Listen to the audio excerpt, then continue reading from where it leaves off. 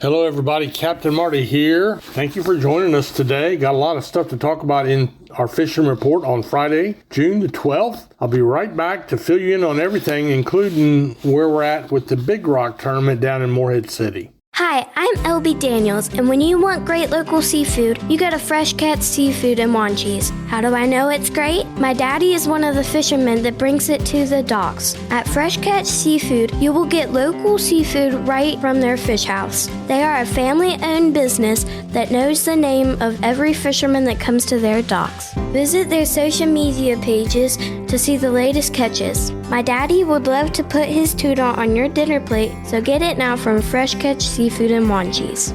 When lines are tight and the bite is on, you need fuel that keeps up with the action. Introducing Sport Fisher, the drink built for anglers and adventurers who never quit chasing the next big catch. With bold flavor and serious kick, Sport Fisher keeps you energized from the first cast to the last run offshore. Whether you're chasing tuna, marlin, largemouth bass, or just for a great day on the water, crack open a can and fuel the catch. Grab yours today and learn more at sportfisherenergy.com. Sport Fisher, because legends don't run out of energy.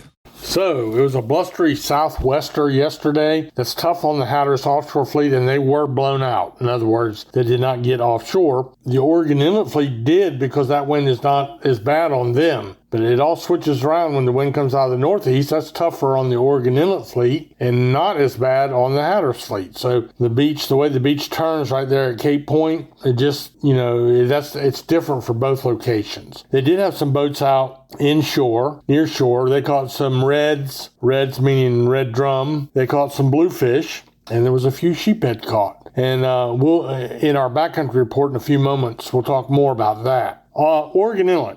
Great day of tuna fishing. Let's give them credit because they're catching big eyes. Those are tunas averaging 125 to 175 pounds. They're also catching a lot of yellowfin tuna. Now keep in mind that can change in the course of a day. Captain Homie Tillett used to always say you never fish for yesterday's fish. But I can also tell you this, you ain't going to catch them in the motel room, as I like to say.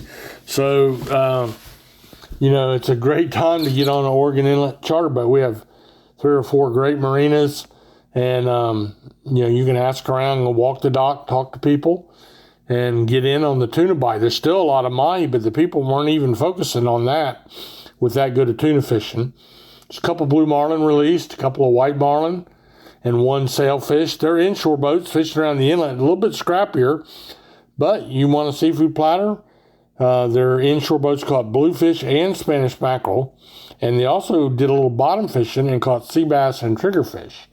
Now, that's 4 really good eating fish. And if you're saying, bluefish, I don't eat bluefish. Well, you don't know how to keep one fresh and you don't know how to cook one, because most of the locals will tell you when there ain't much around, a tail of bluefish is about as good as anything you want to eat. So I said it and I meant it. Surf fishing, kind of a slow day. Again, very blustery. Took a lot of weight to hold bottom for most people. And most of the bite was around the smaller stuff. Some scattered spot, sea mullet, croakers, and pups on the length of the beach, really. Hatteras Island, Ocracoke, Kitty Hawk. It's all about the same type of fishing.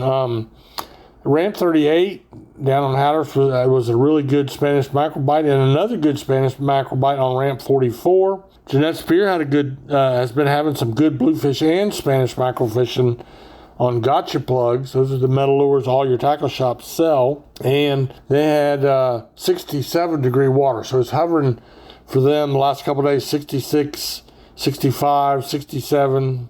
It cooled off a little bit from where it was. And that brings up another question. You think, wait a minute, it's hot. If the wind is out of the southwest, that's a warm breeze. How come when I go in the water, I'm freezing?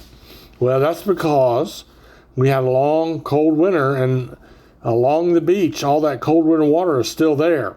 When a southwest wind comes along, at least on the northern beaches, it pushes the water, the warmer water offshore, and that cold water upwells. It's called an upwelling. It comes up, and that's why you're seeing it so cold. On a northeast wind, the wind is blowing on the beach and pushing that Gulf Stream water in there, which is going to be a little bit warmer for you. So we do have some stuff to talk about in the backcountry and in the Big Rock tournament. I'll be back to do that in just a moment. Frisco Woods Campground, a family-owned gem for over 50 years, offers a perfect getaway on Hatteras Island. Whether you prefer tent camping, electric water sites, RV spots, or primitive camping cabins, there's something for everyone. Guests enjoy free hot showers, a refreshing pool, and breathtaking sunsets over the Pamlico Sound. Nestled in nature yet close to local attractions, Frisco Woods Campground provides a peaceful retreat with modern comforts, making it an ideal destination for outdoor enthusiasts and families alike. Book online at thefriscowoodscampground.com. Frisco Woods Campground, 50 years of memory making on Hatteras Island. We have been mentioning that things are picking up for our wade fishermen on the back in the sound, in all the sounds, meaning no boat required. Just go out there with some old tennis shoes, wade the shoreline, put in your time. It's the most relaxing fishery you'll ever do. It's my very, very favorite to have a light spinning rod and go look for a speckled trout somewhere. And there's a little bit of action, a little mix of bluefish, puppy drum, and a few sheephead on the backside of Hatteras Island. I haven't heard a report from Roanoke Island yet. There was a young fella wade fishing on the backside of Hatteras Island, and he caught and released a 46-inch red drum. That's a heck of a catch from standing in old tennis shoes in the marsh fishing, so good going for him. One of our charter boat guys down there out of Hatteras Harbor, Johnny Fairbanks, I know his family well, Island Time Charters, they were out in the Sound yesterday, and you think, well, what's the biggest thing you're going to catch in the Sound on a small boat? And you're like, well, maybe a 50-pound big red drum. Well, no, you have to think bigger. They caught a 338-pound bull shark in the Sound, and that is no bull. I mean, they really did catch a bull shark. Somebody else caught a big spinner shark in the surf that was 100 and some pounds on 10-pound test braid. There's a few big sharks around. Of course, there have always been a few big sharks around. There's a lot of sharks in our area. And we'll end up today's report with just a quick update on the Big Rock. The standings did not change. The Marlin Fever still in first place with their 919-pound blue marlin. And then the Fender Bender has got a big one on the board as well. And in addition to that, the Free Ranger is still in third place.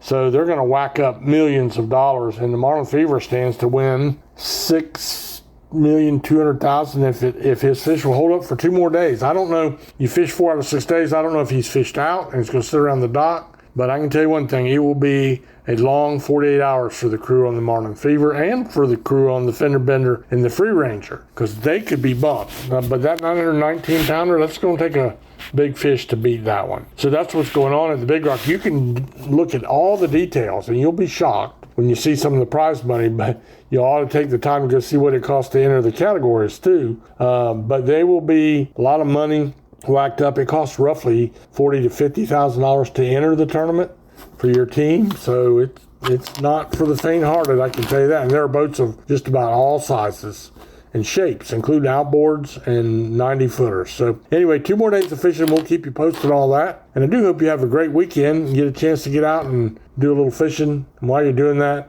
count your blessings. Let the good Lord bless you richly while you visit the Outer Banks.